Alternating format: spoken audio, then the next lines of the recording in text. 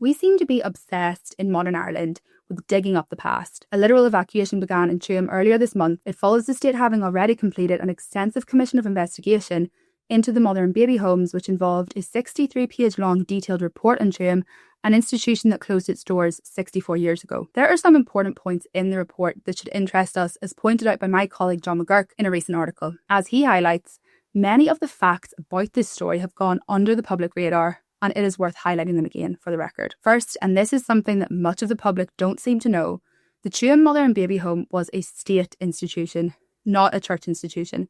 While it was managed by the Bon Secours sisters, it was funded and often disgracefully underfunded by Galway County Council. Secondly, the vast majority of admissions to the home were made not at the behest of the church but of the state. The report notes the records of admission pathways are very incomplete, but of those that exist, the most common referrals were by the local health authority or by a dispensary doctor or medical officer. Galway local authority records show that officials made serious efforts to pursue the putative fathers of these children for maintenance or to secure a contribution from the woman's family. In June 1930, the CHHAC recommended that all women admitted to Tuam should be interviewed by the county solicitor.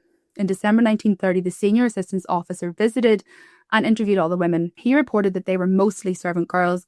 The putative fathers tended to be labourers or servant boys. Thirdly, the report notes that the nuns regularly implored the state for more funding to improve conditions at the home and to provide basic things like a running water supply and workable heating for the dormitories. Fourth is that the state actively placed limits on the care offered to pregnant women at the home. We can use another direct quote from the report, which is, in 1947, Miss Litster also commented that many Tuam mothers received no prenatal care. She criticised the county manager for issuing an order that prohibited the admission of expectant mothers, chargeable to County Galway, prior to the 7th month of pregnancy. A fascinating thing about the Tuam Mother and Baby Home story is that many people in Ireland, some of whom I have encountered, believe that the nuns murdered the babies in their care and threw them into septic tanks.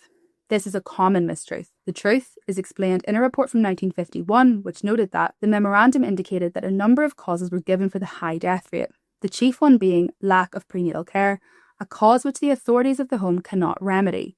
It added that several other improvements in the home itself are necessary, both in personnel and facilities. There is, of course, a pattern here. It must be noted that the Irish state, at each step of the way, was refusing to provide the basic tools needed to improve the home and reduce the infant mortality rate. A significant portion of the deaths were being attributed by the state to a lack of prenatal care, but that same state was insistent that such prenatal care would not be funded or provided. The nuns had no input into that decision and argued against it. A previous report in 1945 had noted that the nuns were desperate to have central heating installed in order to improve the chances and prospects of infants in their care.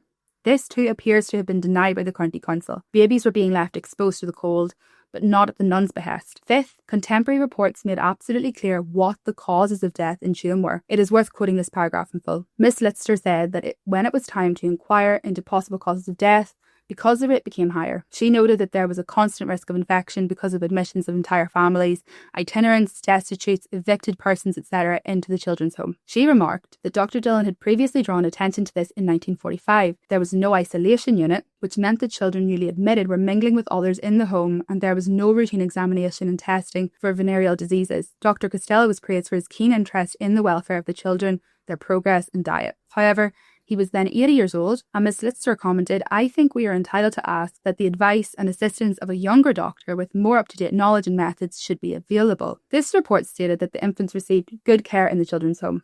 The Bon Secours sisters being careful and attentive, and excellent diets were available. It is not here that we must look for the cause of the death rate. Take all of this together and what do you get?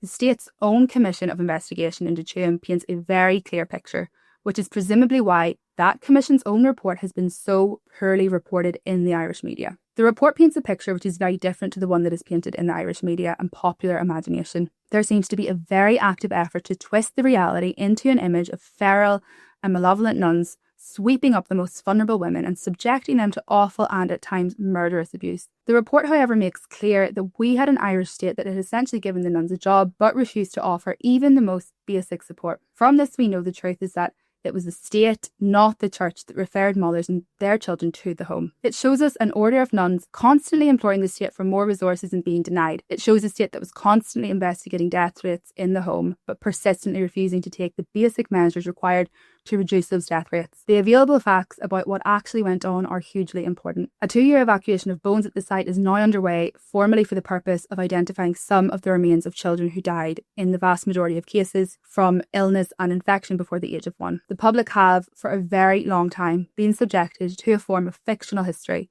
Many people have a belief in the nuns' villainy that has become a religious conviction in and of itself.